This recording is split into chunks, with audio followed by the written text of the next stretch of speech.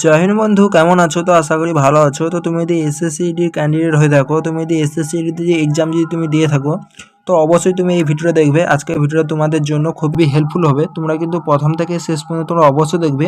তোমাদের কিন্তু হর এক ডাউট কিন্তু আমি এই ভিডিওর মাধ্যমে তোমাদের ক্লিয়ার করে দেবো। তো তোমাদের যেটা প্রথম যে আমাদের সবার কিন্তু ডাউট এখনো পর্যন্ত যে আমাদের সব থেকে বড় কথা, আমাদের 3 মাস প্লাস কিন্তু এখানে হয়ে গেছে।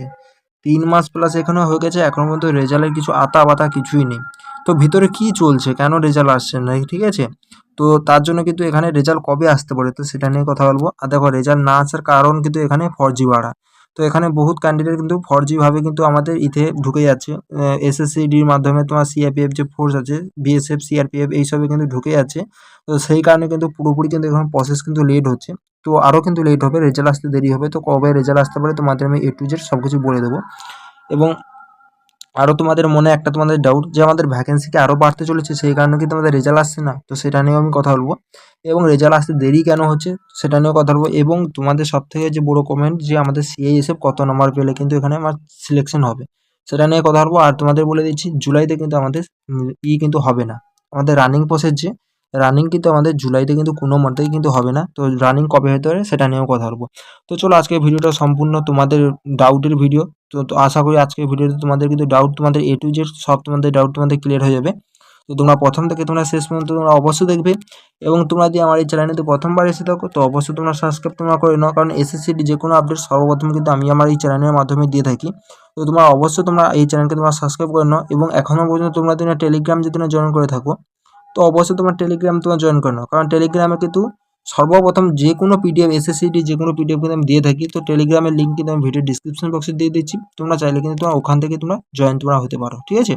আর তোমরা কিন্তু অবশ্যই আমার ইনস্টাগ্রাম কিন্তু জয়েন করে নাও। ইনস্টাগ্রামে কিন্তু আপডেট দিয়ে থাকি। তো ইনস্টাগ্রামে তোমরা যে কোনো তোমাদের ডাউট থাকলে তোমরা এসএমএস করতে পারো, সেখানে কিন্তু আমি তোমরা রিপ্লাই দিয়ে দেবো।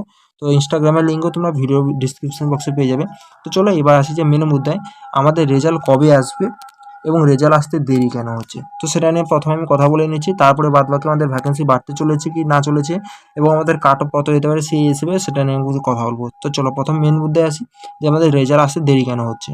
দেখো, এখানে তো রেজাল্ট যে আমাদের রেজাল্ট যে প্রসেস, তো রেজাল্ট কিন্তু দেরি হওয়া তোমাদের আমি দুটো কারণ দেখাবো। তো দুটো কারণ কী কী সেটা আমি তোমাদের সঙ্গে এক্ষুনি শেয়ার করছি।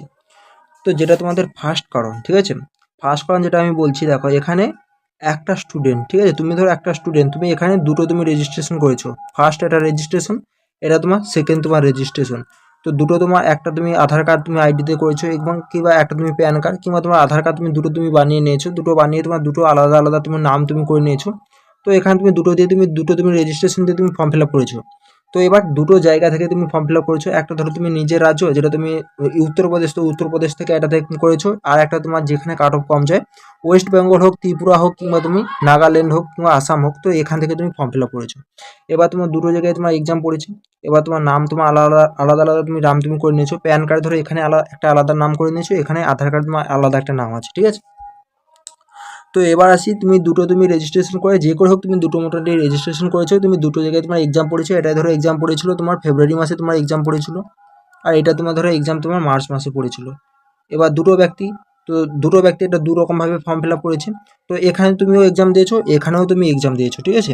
এবার কথা হচ্ছে, এখানে যে এসএসসি যেটা চেকিং করছে, যে এখানে দুটো তো আদমি তো দুটো ফর্ম ফিল আপ করেছে, তাহলে এর যে ফিঙ্গারপ্রিন্ট যে এক্সাম যে নেওয়ার সময় যে আমাদের ফিঙ্গারপ্রিন্ট নিয়েছিল, তোমরা ভালোভাবে জানো, থাম্বেল কিন্তু আমাদের নিয়েছিল। তো এই ব্যক্তি যে থাম্বেল আর এই ব্যক্তি সেই থাম্বেল, একই থাম্বেল কিন্তু এখানে দেখা যাচ্ছে। তার জন্য এসএসসি কিন্তু ভালোভাবে এখানে চেকিং করছে যে এখানে দুটো আদমির ফিঙ্গারপ্রিন্ট কী করে এক হতে পারে। তার মানে এই কিন্তু ব্যক্তিটা কিন্তু সম্পূর্ণ একটাই ব্যক্তি, এটা কিন্তু দুবার কিন্তু ফর্ম ফিল আপ করেছে, দুবার ফর্ম ফিল আপ করে দুবার কিন্তু পরীক্ষায় বসে গেছে। তার জন্য কিন্তু এসএসসি এইরকম কিন্তু বহু ছেলে, অনেক কিন্তু ক্যান্ডিডেট এখানে কি বলা যায় এরকমভাবে ফর্ম ফিল আপ করেছে, তার জন্য কিন্তু প্রচুর ফর্জি করা হচ্ছে। তার জন্য এসএসসি চায় না যে জয়েনিং করে নিক অন্য কোনো ক্যান্ডিডেটের সিট কিন্তু নিয়ে। তার জন্য জয়েনিং করে নিলে কি হবে, সেখান থেকে বার করলে সিট তো আর আমরা পাচ্ছি না। যে ক্যান্ডিডেটের প্রাপ্য সিট ছিল তারা কিন্তু এখানে সিটটা কিন্তু পাচ্ছে না, ওরা কিন্তু দখল করে জয়েনিং করেছে। আর যখন কিন্তু বার করছে সে ট্রেনিং সেন্টার থেকে, তখন কিন্তু সিটটা কিন্তু খালি থেকে যাচ্ছে এখানে, তাই না? তাই জন্য এসএসসি কিন্তু এখন চাইছে এদের কিন্তু ট্রেনিং প্রসেসে যাওয়ার আগে, ট্রেনিং পিরিয়ডে যাওয়ার আগে কিন্তু ধরে এদেরকে বাতিল করে দেওয়া। তার জন্য কিন্তু এখানে চেকিং প্রসেস চলছে। তো তোমাদের কাছে আমি রিকোয়েস্ট করে বলবো, যারা কিন্তু ওয়েস্ট বাংলা যারা ক্যান্ডিডেট যারা আছো, তাদের কাছে আমি একটা জিনিস রিকোয়েস্ট করছি, কেউ কিন্তু কোনোভাবে মানে ডুপ্লিকেটভাবে কেউ যাওয়ার চেষ্টা করবে না। কারণ জেলে এখানে তুমি যদি নাও, যদি তুমি ধরা দিয়ে পড়ো, তো ওখানে কিন্তু তোমার আরামসে তুমি ধরা পড়বে ট্রেনিং সেন্টারে। তার জন্য যারা ভাবছো আমি ডবল বার করে ফর্ম ফিল আপ করে ডবল বার করে আমি এক্সাম দিয়ে যে কোনো একটা পাস হয়ে যাবো চলে যাবো, কিংবা তোমার আলাদা কোনো যে কোনোভাবে তুমি ভাবছো যে ওখানে আমি অ্যাড্রেস চেঞ্জ করে হ্যান ত্যান সব কিছু নাম টাম চেঞ্জ করে চলে যাবো, তোমরা কিন্তু খুবই ভুল ভাবছো। তো তোমার চাকরিতে তুমি পেয়ে যাবে, ওখান থেকে তোমাকে রিটার্ন তোমাকে আসতে হবে, তখন তোমার কী রকম তোমার ফিলটা হবে তুমি অবশ্যই তুমি ভেবে নাও। তো তার জন্য বলবো, কথা বলতে চাইছি তুমি কিন্তু অন্যায়ভাবে কোনো এখানে ফেকভাবে ঢোকার চেষ্টা করবে না, তাহলে কিন্তু তোমার এক তো তুমি জব থেকেও তুমি বাড়িয়ে চলে আসবে, চাকরি থেকে তোমাকে ছাঁটাই করে দেওয়া হবে, এবং তুমি যে স্যালারি যে পেয়েছিলে স্যালারিও তোমাকে রিটার্ন করতে হবে, প্লাস তোমার নামে কেসও হবে, আর তোমাকে জেলও তোমাকে খাটতে হবে, ঠিক আছে? তো এটাগুলো তোমার তোমার পরিবারের উপরে তোমার কী তোমার সেই সময় ফিলটা হবে তুমি ভেবে তুমি দেখে নাও। তারপর তুমি যদি ফেকভাবে কোনো কিছু বানাতে চাও সেটা তোমার উপরে ডিপেন্ড করবে, ঠিক আছে? তুমি কাস্ট সার্টিফিকেট হোক, কিংবা তোমার ডোমিসাইল সার্টিফিকেট হোক, কিংবা তুমি তোমার অ্যাড্রেস চেঞ্জ করে আদার্স স্টেট থেকে হোক, তুমি সেটা তোমার উপরে ডিপেন্ড করবে, ঠিক আছে? তো এটা তো হলো ফার্স্ট কারণ। তো যেসব কিন্তু ক্যান্ডিডেট এরকম করেছিল তাদের কিন্তু আজকে হায়ারিংয়ের ডেট আছে 21 তারিখ।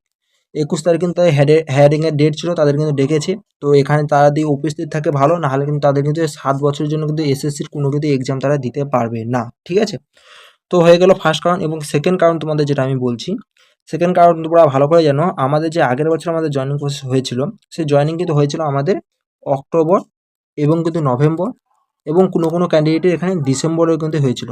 তো জাস্ট কিন্তু এখানে 3 মাসের এখানে কিন্তু জয়েনিং প্রসেস হয়েছিল। তো সর্বপ্রথম কিন্তু এখানে সিআরপিএফ কিন্তু অক্টোবরে দিয়ে দিয়েছিল, এবং আসাম রাইফেলও অক্টোবরে দিয়েছিল, এসএসবি এরাও কিন্তু অক্টোবরে দিয়ে দিয়েছিল, এবং নভেম্বরে কিন্তু এখানে কিছু কিছু আছে বিএসএফ দিয়েছিল, এবং সিআরপিএফ বলছি সিআইএসএফ দিয়েছিল, এসএসবি দিয়েছিল। ডিসেম্বরে কিন্তু এখানে বিএসএফ সিআইএসএফ কিন্তু দিয়েছিল, ঠিক আছে? এবার তোমাদেরও বলছি, দেখো যে কোনো কিন্তু বেসিক ট্রেনিং বা অ্যাডভান্স ট্রেনিং নিয়ে কিন্তু 1 বছর সময় লাগে শেষ হতে।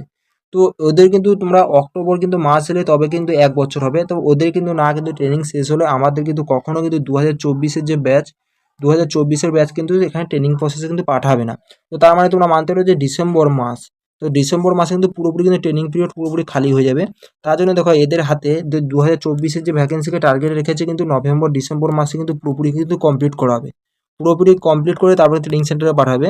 তার জন্য তোমরা যদি মানো আমাদের কিন্তু আগস্ট মাসে, আর তোমাদের আমি দেখিয়ে দিচ্ছি, তো তোমরা দেখতে পাচ্ছ এখানে, তো সিআরপিএফের কিন্তু ওখানে টেস্টমেন্টে কিন্তু আমাদের যে ফিজিক্যাল এবং কিন্তু মেডিকেল যে প্রসেস তার কিন্তু ডেট ফাইনাল হয়ে গেছে। তো 10ই জুলাই থেকে এখানে কিন্তু 10ই আগস্ট পর্যন্ত কিন্তু পুরোপুরি কিন্তু ফিক্সড হয়ে গেছে। তো এটা যদি ক্যান্সেল যদি করে, তাহলে তোমরা মানতে পারো যে আমাদের 20 তারিখে কিন্তু আগস্টের 20 তারিখের পর কিন্তু আমাদের running process SSCD running process শুরু হবে। তো 20 তারিখের পর যদি হয় তাহলে এটা কিন্তু সেপ্টেম্বরে কিন্তু আমাদের রানিং কিন্তু পুরোপুরিভাবে শেষ হচ্ছে। তো সেপ্টেম্বরে যদি শেষ যদি হয়, সেপ্টেম্বরের লাস্টে কিন্তু এই রেজাল্ট দিবে, ফিজিক্যালের রেজাল্ট দিবে। তো তারপর কিন্তু অক্টোবরে কিন্তু এখানে তোমরা মানতে পারো যে মেডিকেল হবে।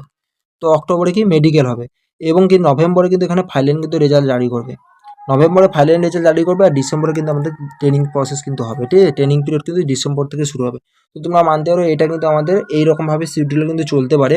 তো তোমাদের যেটা আমি বলতে চাইছি, আগস্ট মাসে কিন্তু আমাদের রানিং করাবে 20 তারিখের পর, এবং কিন্তু এখানে সেপ্টেম্বর মাসে কিন্তু এখানে রেজাল্ট দিবে, অক্টোবর মাসে কিন্তু এখানে মেডিকেল করাবে, এটা কিন্তু রানিং করাবে, আর অক্টোবর মাসে কিন্তু এখানে মেডিকেল করাবে, আর নভেম্বর মাসে কিন্তু ফাইনাল কিন্তু মেরিট লিস্ট কিন্তু এখানে দিয়ে দেবে, আর ডিসেম্বর থেকে কিন্তু তোমাদের মোটামুটি ট্রেনিং শিডিউল কিন্তু তোমাদের ট্রেনিং প্রসেস শুরু হয়ে যাবে।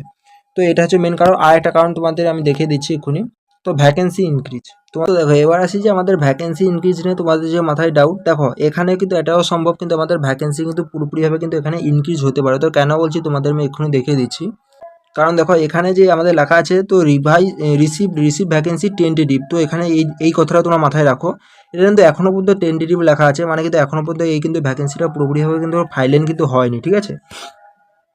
এটা তোমরা মাথায় রাখতে পারো যে আমাদের ভ্যাকেন্সি যদি ফাইনাল যদি হয়ে যেত, তো এখানে কিন্তু ফাইনাল কিন্তু কথাটা লেখা হতো যে ফাইনাল কিন্তু আমাদের ভ্যাকেন্সি যে এসএসসিডি, তো রিভাইস ভ্যাকেন্সি ফাইনাল, এখানে final for constable GD central arm police force বলে কিন্তু লেখা রাখতো। তো এখানে কিন্তু ফাইনাল কিন্তু না লেখা রয়ে এখানে কিন্তু টেন্টেটিভ ভাষাটা কিন্তু লেখা কিন্তু হয়েছে, তোমরা পাচ্ছ। তো এই টেন্টেটিভের কারণে কিন্তু তোমরা মানতে পারো ভ্যাকেন্সি তো বাড়তে পারে। তো এটা তোমাদের বলতে পারি, তো এত কিন্তু বাড়বে না, বাড়লে হয়তো 2 থেকে 4 হাজার পর্যন্ত এই হয়তো ভ্যাকেন্সি বাড়তে পারে, এর থেকে বেশি কিন্তু ভ্যাকেন্সি বাড়বে না, কিংবা তোমাদের 1,000 মতন ভ্যাকেন্সি হতো, আর বাড়লে হয়তো বাড়তে পারে, এর থেকে বেশি কিন্তু বাড়বে না। তো এখানে টেন্টেটিভ কথাটা লেখা আছে তার জন্য বলছি। তো এবার আসি যে আমাদের রেজাল্ট প্রসেস কবে আসতে পারে। তো যেহেতু তোমাদের সম্ভবত রানিং যে ডেট তোমাদের কি বলেছি, 20 আগস্টের পর, তার জন্য তোমাদের হয়তো মানে যে রেজাল্ট কিন্তু তোমাদের আসতে পারে প্রায় কিন্তু তোমরা ধরে রাখো জুলাই মাসে কিন্তু তোমাদের আসার কিন্তু চান্স আছে। জুলাই মাসের কিন্তু 10 তারিখের মধ্যে তোমার কিন্তু রেজাল্ট কিন্তু পুরোপুরি আসার কিন্তু সম্ভাবনা আছে, ঠিক আছে।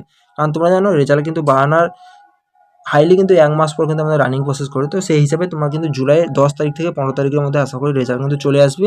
আর তোমাদের সিএসএফ এর কাট অফ আমি বলে দিচ্ছি, সিএসএফ এর কাট অফ নিয়ে আলাদা একটা ভিডিও করে বানাবো, কারণ এই ভিডিওটা কিন্তু অনেকটা বড় হয়ে গেছে। পরের ভিডিওতে তোমাদের অবশ্যই আমি বলবো।